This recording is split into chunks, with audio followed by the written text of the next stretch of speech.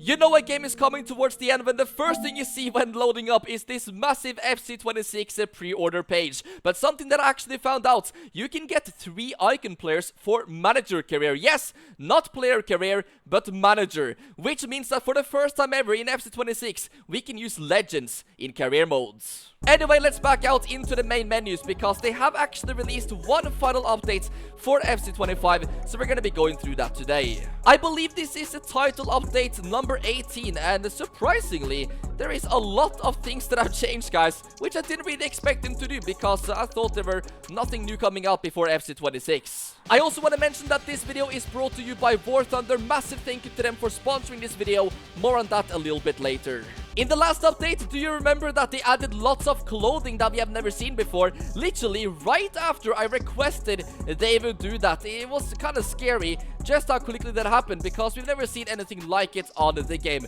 You could pretty much choose between thousands of outfits, but as we can see, guys, in this update, that has now been removed, which confirms that was a mistake by EA Sports, but maybe something that they are testing for FC26. Let's wait and see. I mentioned this in a few videos ago, but they're actually starting to add new animations into career mode. This is something that they do every single year before they release a new game, just to test out the animations. This is not something that they actually announce and say is in the game, but if you have been playing career mode over these last couple of months, you will see some new changes, which we've never had before. One of the things they've updated is an issue on the PC where you're not able to properly access the Spotify menu. This is obviously for the regions where this feature is available. There's also been lots of new legends and hero cards added to FC Mobile. A massive thank you to the best free-to-play combat game out there, War Thunder, for sponsoring this video. This is the ultimate game with air, land and sea battles all in one place. The game features over 2,000 vehicles, 10 nations, and infinite ways to dominate the battlefields. One of my favorite things about this game is the stunning graphics and the insane level of detail. Even the weather can change mid-game. It's so nice that you can choose between using planes, tanks, and warships. You got so many options, but my favorite was definitely the aerial combat. Each nation in War Thunder also has its own unique playstyle. You can choose between 3 different game modes that suits your needs the most. If you get really good at the game, you can even enter up for War Thunder's growing competitive scene and compete in esports tournaments. I don't often play too much other than just the sports games, but I cannot recommend this one enough. I had so much fun. The game is of course free on PlayStation, Xbox and mobile devices, and right now there is a massive bonus pack available on PC and consoles for new and returning players that haven't played in the last 6 months. Use my link in the description, guys, so you can get all of these fantastic bonuses. Thank you so much to War Thunder for sponsoring this video. I had so much fun playing the game. FC26 career mode is going to be the most realistic yet for coaches because clubs are going to be recruiting based on its playing philosophy, based on their tactics. Assistant managers will also be on the game and they can also get promoted to become head coach. National team managers as well can also transition into club coaching, and crazy sightings can happen, guys. This sounds very promising. EA have also confirmed that they have made minor tweaks to the transfer logic in FC26 career mode. They addressed the frustrating bug where an AI team would sign like 5 or 6 players in the same exact position. Clubs will now build more balanced squads based on their roles, needs, and tactics. You will also be able to see more stats of your loaned out players to determine if it was a successful loan or not. In case you missed it, Barcelona is returning to EAFC. We are going to be having their new stadium in the game. Unfortunately not in FC26, but it will happen in FC27, which is still big news because we were not predicting this to come back in many years. Obviously, this has been exclusive to Konami, but because of some new rules with the La Liga licensing, EA Sports will be able to use the stadium just like they're able to get the Signal Iduna Park in FC26. Literally most of the things in this update are bug fixes and, graphical adjustments. I'm not sure why they have waited until FC26 basically to fix the game, but yeah guys, I guess it's better late than never. This is at least nice for the people that will be still playing FC25 for a few more months, maybe until Christmas.